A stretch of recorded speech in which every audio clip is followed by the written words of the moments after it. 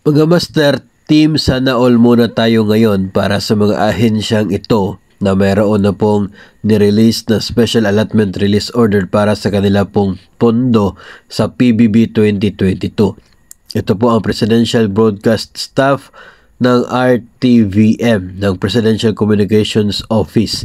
Naging ang Central Office na rin, Office of the Secretary ng Department of Finance. At ito rin pong Bureau of Treasury na sakop din ng Department of Finance. Nakatanggap na rin po sila ng SARO para sa PBB 2022. Maging ang PDEA rin, mga master, Philippine Drug Enforcement Agency. Ganun na rin ito pong National Conciliation and Mediation Board ng DOLE.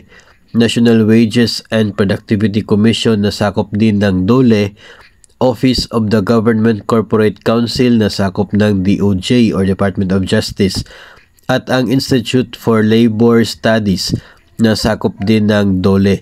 Ito po, mga master, eligible sila sa PBB 2022 at nakatanggap ng kanilang Special Allotment Release Order para sa PBB 2022. Kaya team, sana all muna tayo sa iba pong mga ahensya ng gobyerno, sapagkat patuloy pa rin po tayo nag-aabang, no, kung yung agency ba natin ay eligible.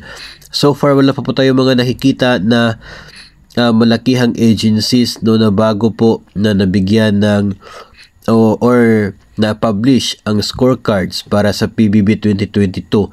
Nang sa ganun, sana ay malaman natin if eligible, no. Ito pong maraming mga ahensya ng gobyerno na naghihintay din kung sila ba ay mayroong aasahan ng PBB 2022.